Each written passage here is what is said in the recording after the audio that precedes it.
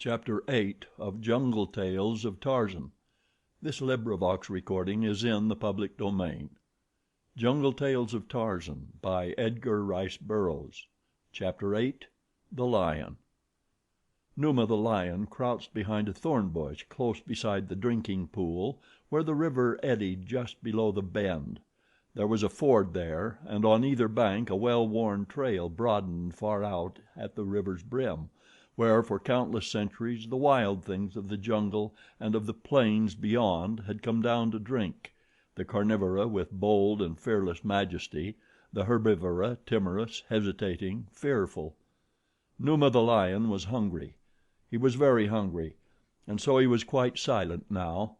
On his way to the drinking place he had moaned often and roared not a little, but as he neared the spot where he would lie in wait for Bara, the deer, or Horta, the boar, or some other of the many luscious fleshed creatures who came hither to drink, he was silent. It was a grim, a terrible silence, shot through with yellow-green light of ferocious eyes, punctuated with undulating tremors of sinuous tail. It was Pacco, the zebra, who came first, and Numa, the lion, could scarce restrain a roar of anger, for of all the plains people none are more wary than Pacco, the zebra.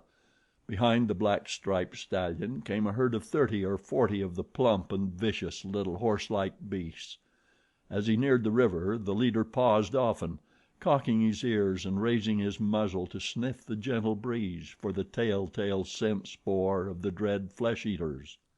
Numa shifted uneasily, drawing his hindquarters far beneath his tawny body, gathering himself for the sudden charge and the savage assault.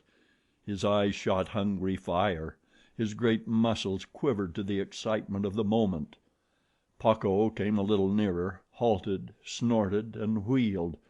There was a pattering of scurrying hoofs and the herd was gone, but Numa, the lion, moved not. He was familiar with the ways of Pacco, the zebra. He knew that he would return, though many times he might wheel and fly before he summoned the courage to lead his harem and his offspring to the water. There was the chance that Pacco might be frightened off entirely. Numa had seen this happen before, and so he became almost rigid lest he be the one to send them galloping waterless back to the plain. Again and again came Pacco and his family, and again did they turn and flee, but each time they came closer to the river, until at last the plump stallion dipped his velvet muzzle daintily into the water. The others, stepping warily, approached their leader. Numa selected a sleek, fat filly, and his flaming eyes burned greedily as they feasted upon her, for Numa, the lion, loves scarce anything better than the meat of Pacco, perhaps because Pacco is, of all the grass eaters, the most difficult to catch.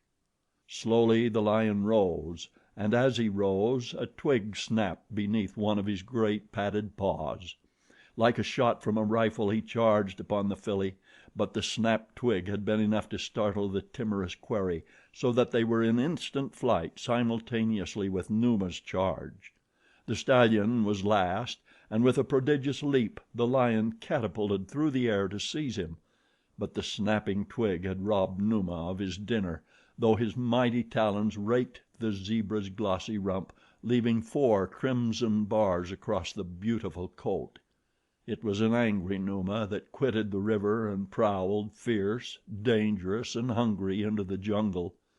Far from particular now was his appetite. Even Dango, the hyena, would have seemed a tidbit to that ravenous maw. And in this temper it was that the lion came upon the tribe of Kerchak, the great ape. One does not look for Numa, the lion, this late in the morning. He should be lying up asleep beside his last night's kill by now.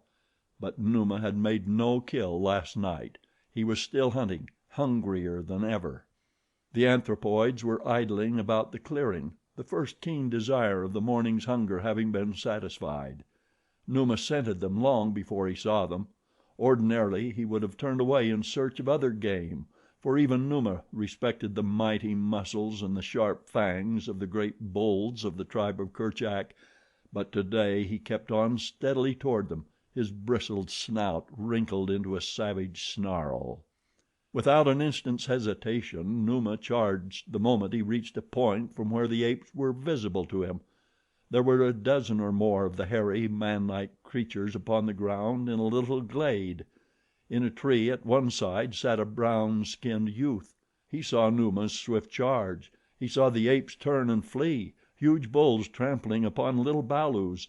Only a single she held her ground to meet the charge, a young she inspired by new motherhood to the great sacrifice that her balu might escape. Tarzan leaped from his perch, screaming at the flying bulls beneath and at those who squatted in the safety of surrounding trees. Had the bulls stood their ground, Numa would not have carried through that charge unless goaded by great rage or the gnawing pangs of starvation. Even then he would not have come off unscathed. If the bulls heard, they were too slow in responding, for Numa had seized the mother ape and dragged her into the jungle before the males had sufficiently collected their wits and their courage to rally in defense of their fellow. Tarzan's angry voice aroused similar anger in the breasts of the apes. Snarling and barking, they followed Numa into the dense labyrinth of foliage wherein he sought to hide himself from them. The ape man was in the lead, moving rapidly and yet with caution, depending even more upon his ears and nose than upon his eyes for information of the lion's whereabouts. The spoor was easy to follow, for the dragged body of the victim left a plain trail, blood spattered and scentful. Even such dull creatures as you or I might easily have followed it. To Tarzan and the apes of Kerchak it was as obvious as a cement sidewalk. Tarzan knew that they were nearing the great cat even before he heard an angry growl of warning just ahead. Calling to the apes to follow his example, he swung into a tree, and a moment later Numa was surrounded by a ring of growling beasts, well out of reach of his fangs and talons but within plain sight of him. The carnivore crouched with his forequarters upon the she ape. Tarzan could see that the latter was already dead, but something within him made it seem quite necessary to rescue the useless body from the clutches of the enemy and to punish him. He shrieked taunts and insults at Numa, and tearing dead branches from the tree in which he danced, hurled them at the lion. The apes followed his example.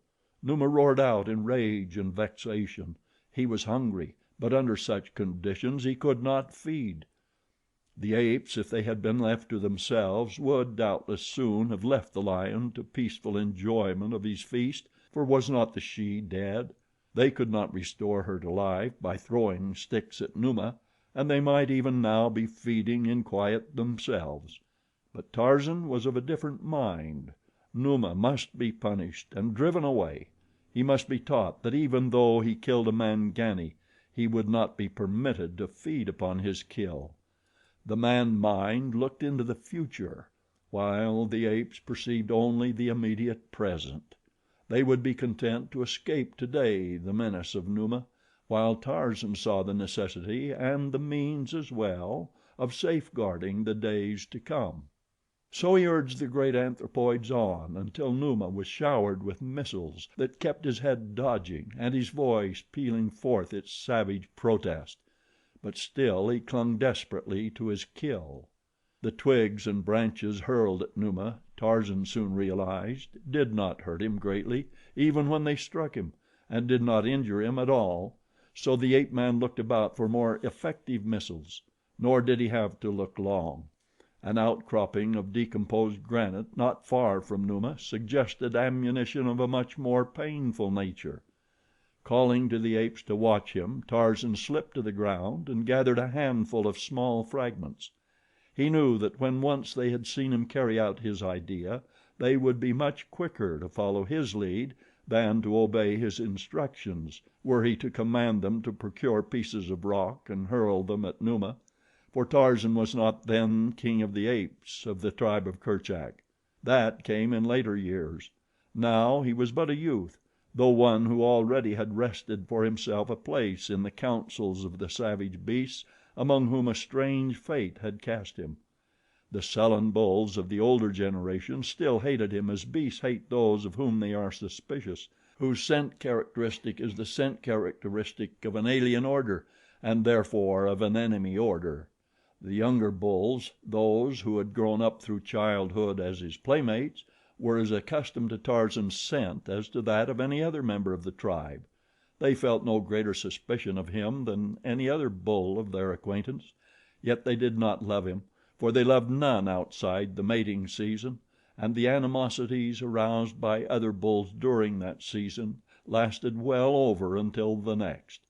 They were a morose and peevish band at best, though here and there were those among them in whom germinated the primal seeds of humanity, reversions to type, these, doubtless, reversions to the ancient progenitor who took the first step out of apehood toward humanness when he walked more often upon his hind feet and discovered other things for idle hands to do. So now Tarzan led where he could not yet command. He had long since discovered the apish propensity for mimicry and learned to make use of it. Having filled his arms with fragments of rotted granite, he clambered again into a tree, and it pleased him to see that the apes had followed his example.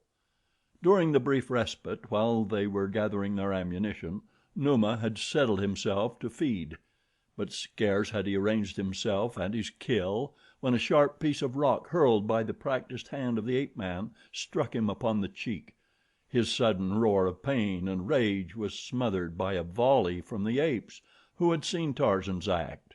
Numa shook his massive head and glared upward at his tormentors. For a half hour they pursued him with rocks and broken branches, and though he dragged his kill into densest thickets, yet they always found a way to reach him with their missiles, giving him no opportunity to feed and driving him on and on.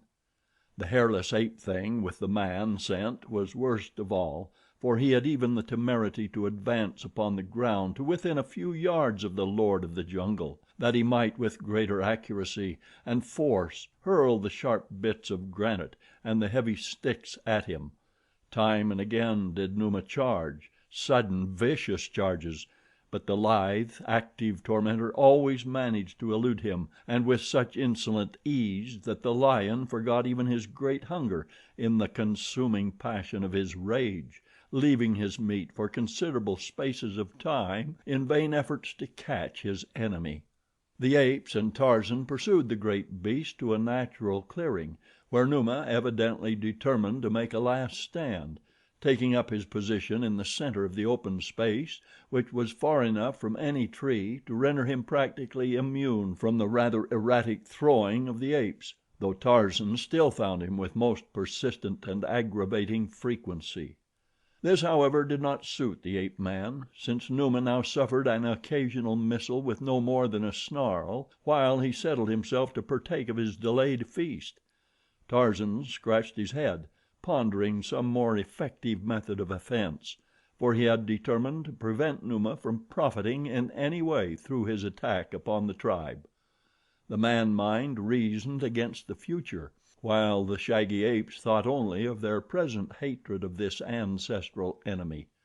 Tarzan guessed that should Numa find it an easy thing to snatch a meal from the tribe of Kerchak, it would be but a short time before their existence would be one living nightmare of hideous watchfulness and dread. Numa must be taught that the killing of an ape brought immediate punishment and no rewards. It would take but a few lessons to ensure the former safety of the tribe. This must be some old lion whose failing strength and agility had forced him to any prey that he could catch, but even a single lion, undisputed, could exterminate the tribe, or at least make its existence so precarious and so terrifying that life would no longer be a pleasant condition. Let him hunt among the Gomangani, thought Tarzan. He will find them easier prey. I will teach ferocious Numa that he may not hunt the Mangani. But how to wrest the body of his victim from the feeding lion was the first question to be solved. At last Tarzan hit upon a plan. To anyone but Tarzan of the Apes it might have seemed rather a risky plan, and perhaps it did even to him; but Tarzan rather liked things that contained a considerable element of danger. At any rate, I rather doubt that you or I would have chosen a similar plan for foiling an angry and a hungry lion. Tarzan required assistance in the scheme he had hit upon, and his assistant must be equally as brave and almost as active as he. The ape man's eyes fell upon Taug, the playmate of his childhood, the rival in his first love, and now, of all the bulls of the tribe, the only one that might be thought to hold in his savage brain any such feeling toward Tarzan as we describe among ourselves as friendship. At least Tarzan knew Taug was courageous, and he was young and agile and wonderfully muscled. "Taug!" cried the ape man. The great ape looked up from a dead limb he was attempting to tear from a lightning blasted tree. "Go close to Numa and worry him," said Tarzan. "Worry him until he charges. Lead him away from the body of Mamka. Keep him away as long as you can." Taug nodded. He was across the clearing from Tarzan. Wresting the limb at last from the tree, he dropped to the ground and advanced toward Numa, growling and barking out his insults. The worried lion looked up and rose to his feet. His tail went stiffly erect, and Taug turned in flight, for he knew that warning signal of the charge. From behind the lion, Tarzan ran quickly toward the center of the clearing and the body of Mamka. Numa, all his eyes for Taug, did not see the ape man.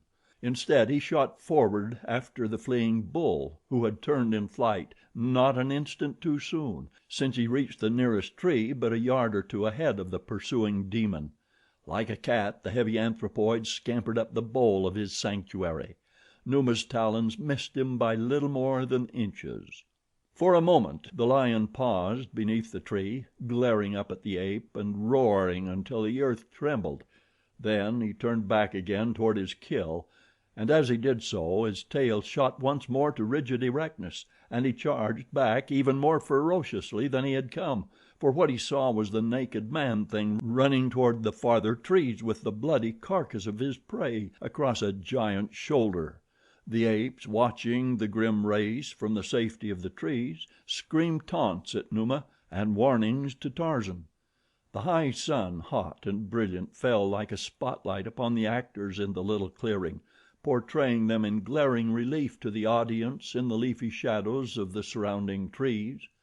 The light brown body of the naked youth was all but hidden by the shaggy carcass of the killed ape, the red blood streaking his smooth hide, his muscles rolling, velvety, beneath. Behind him the black maned lion, head flattened, tail extended, raced, a jungle thoroughbred, across the sunlit clearing. Ah, but this was life! With death at his heels, Tarzan thrilled with the joy of such living as this; but would he reach the trees ahead of the rampant death so close behind? Gunto swung from a limb in a tree before him. Gunto was screaming warnings and advice. "Catch me!" cried Tarzan, and with his heavy burden leaped straight for the big bull hanging there by his hind feet and one forepaw. And Gunto caught them, the big ape man and the dead weight of the slain she ape, caught them with one great hairy paw and whirled them upward until Tarzan's fingers closed upon a nearby branch. Beneath, Numa leaped, but Gunto, heavy and awkward as he may have appeared, was as quick as Manu, the monkey, so that the lion's talons but barely grazed him, scratching a bloody streak beneath one hairy arm. Tarzan carried Mamka's corpse to a high crotch where even Sheeta, the panther, could not get it. Numa paced angrily back and forth beneath the tree, roaring frightfully. He had been robbed of his kill and his revenge also. He was very savage indeed, but his despoilers were well out of his reach, and after hurling a few taunts and missiles at him, they swung away through the trees, fiercely reviling him. Tarzan thought much upon the little adventure of that day. He foresaw what might happen should the great carnivora of the jungle turn their serious attention upon the tribe of Kerchak, the great ape, but equally he thought upon the wild scramble of the apes for safety when Numa first charged among them. There is little humor in the jungle that is not grim and awful. The beasts have little or no conception of humor, but the young Englishman saw humor in many things which presented no humorous angle to his associates. Since earliest childhood he had been a searcher after fun, much to the sorrow of his fellow apes, and now he saw the humor of the frightened panic of the apes and the baffled rage of Numa even in this grim jungle adventure which had robbed Mamka of life and jeopardized that of many members of the tribe. It was but a few weeks later that Sheeta, the panther, made a sudden rush among the tribe and snatched a little balu from a tree where it had been hidden while its mother sought food. Sheeta got away with his small prize unmolested. Tarzan was very wroth.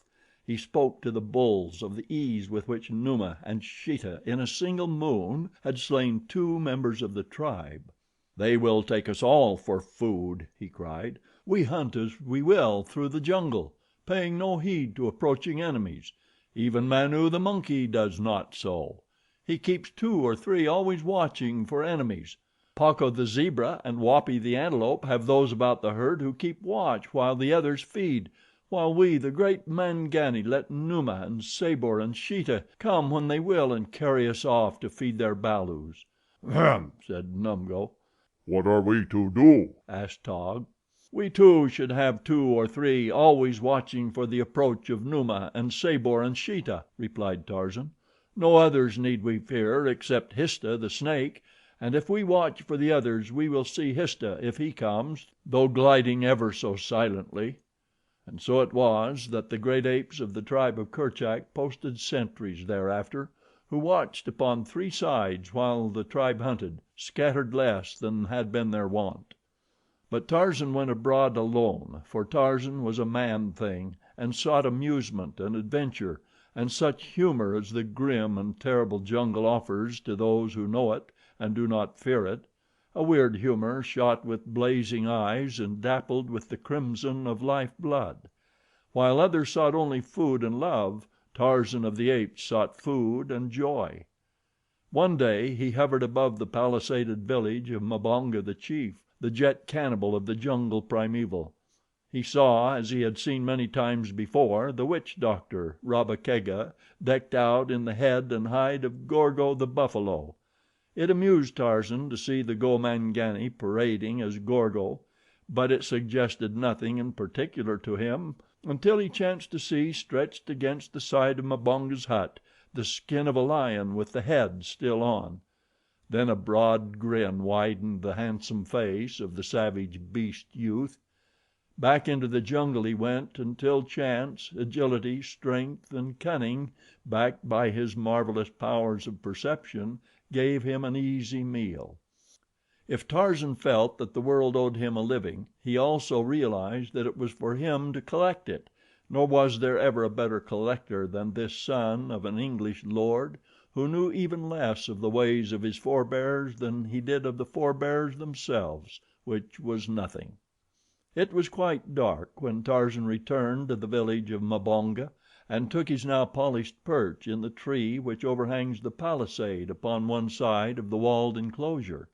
As there was nothing in particular to feast upon in the village, there was little life in the single street, for only an orgy of flesh and native beer could draw out the people of Mbonga. Tonight they sat gossiping about their cooking fires, the older members of the tribe, or if they were young, paired off in the shadows cast by the palm thatched huts. Tarzan dropped lightly into the village, and sneaking stealthily in the concealment of the denser shadows, approached the hut of the chief Mbonga. Here he found that which he sought. There were warriors all about him, but they did not know that the feared devil god slunk noiselessly so near them, nor did they see him possess himself of that which he coveted and depart from their village as noiselessly as he had come. Later that night, as Tarzan curled himself for sleep, he lay for a long time looking up at the burning planets and the twinkling stars and at Goro, the moon, and he smiled. He recalled how ludicrous the great bulls had appeared in their mad scramble for safety that day when Numa had charged among them and seized Mamka, and yet he knew them to be fierce and courageous. It was the sudden shock of surprise that always sent them into a panic, but of this Tarzan was not as yet fully aware. That was something he was to learn in the near future. He fell asleep with a broad grin upon his face. Manu, the monkey, awoke him in the morning by dropping discarded bean pods upon his upturned face from a branch a short distance above him. Tarzan looked up and smiled. He had been awakened thus before many times. He and Manu were fairly good friends, their friendship operating upon a reciprocal basis. Sometimes Manu would come running early in the morning to awaken Tarzan and tell him that Bara, the deer, was feeding close at hand, or that Horta, the boar, was asleep in a mud hole hard by, and in return Tarzan broke open the shells of the harder nuts and fruits for Manu, or frightened away Histah, the snake, and Sheeta, the panther. The sun had been up for some time, and the tribe had already wandered off in search of food. Manu indicated the direction they had taken with a wave of his hand and a few piping notes of his squeaky little voice. "Come, Manu," said Tarzan, "and you will see that which shall make you dance for joy and squeal your wrinkled little head off. Come, follow Tarzan of the Apes." With that he set off in the direction Manu had indicated, and above him, chattering, scolding, and squealing, skipped Manu, the monkey. Across Tarzan's shoulders was the thing he had stolen from the village of Mbonga, the chief, the evening before. The tribe was feeding in the forest beside the clearing where Gunto and Taug and Tarzan had so harassed Numa and finally taken away from him the fruit of his kill. Some of them were in the clearing itself. In peace and content they fed, for were there not 3 sentries, each watching upon a different side of the herd? Tarzan had taught them this, and though he had been away for several days hunting alone, as he often did, or visiting at the cabin by the sea, they had not as yet forgotten his admonitions, and if they continued for a short time longer to post sentries it would become a habit of their tribal life and thus be perpetuated indefinitely. But Tarzan, who knew them better than they knew themselves, was confident that they had ceased to place the watchers about them the moment that he had left them, and now he planned not only to have a little fun at their expense, but to teach them a lesson in preparedness, which, by the way, is even a more vital issue in the jungle than in civilized places. That you and I exist today must be due to the preparedness of some shaggy anthropoid of the Oligocene. Of course, the apes of Kerchak were always prepared, after their own way. Tarzan had merely suggested a new and additional safeguard. Gunto was posted today at the north of the clearing. He squatted in the fork of a tree from where he might view the jungle for quite a distance about him. It was he who first discovered the enemy. A rustling in the undergrowth attracted his attention, and a moment later he had a partial view of a shaggy mane and tawny yellow back. Just a glimpse it was through the matted foliage beneath him, but it brought from Gunto's leathern lungs a shrill "Kreeg," which is the ape for beware or danger. Instantly the tribe took up the cry until "Kreegs" rang through the jungle about the clearing as apes swung quickly to places of safety among the lower branches of the trees, and the great bulls hastened in the direction of Gunto. And then into the clearing strode Numa, the lion, majestic and mighty, and from a deep chest issued the moan and the cough and the rumbling roar that set stiff hairs to bristling from the shaggy craniums down the length of mighty spines. Inside the clearing Numa paused, and on the instant there fell upon him from the trees near by a shower of broken rock and dead limbs torn from age old trees. A dozen times he was hit, and then the apes ran down and gathered other rocks, pelting him unmercifully. Numa turned to flee, but his way was barred by a fusillade of sharp cornered missiles, and then upon the edge of the clearing great Taug met him with a huge fragment of rock as large as a man's head, and down went the lord of the jungle beneath the stunning blow. With shrieks and roars and loud barkings the great apes of the tribe of Kerchak rushed upon the fallen lion. Sticks and stones and yellow fangs menaced the still form. In another moment, before he could regain consciousness, Numa would be battered and torn until only a bloody mass of broken bones and matted hair remained of what had once been the most dreaded of jungle creatures. But even as the sticks and stones were raised above him, and the great fangs bared to tear him, there descended like a plummet from the trees above a diminutive figure with long, white whiskers and a wrinkled face. Square upon the body of Numa it alighted, and there it danced and screamed and shrieked out its challenge against the bulls of Kerchak. For an instant they paused, paralyzed by the wonder of the thing.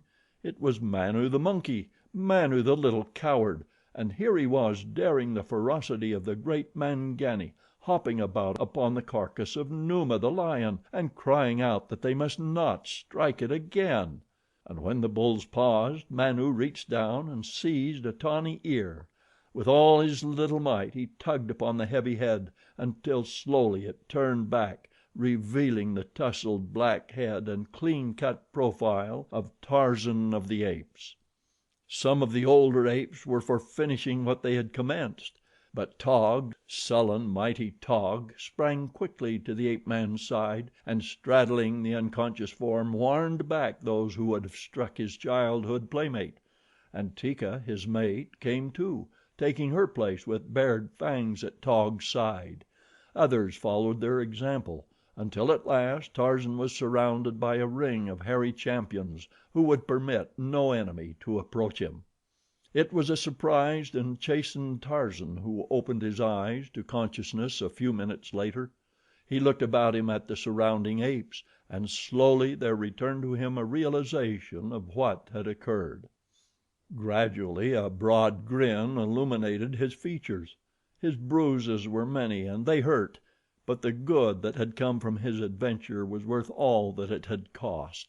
He had learned, for instance, that the apes of Kerchak had heeded his teaching, and he had learned that he had good friends among the sullen beasts whom he had thought without sentiment.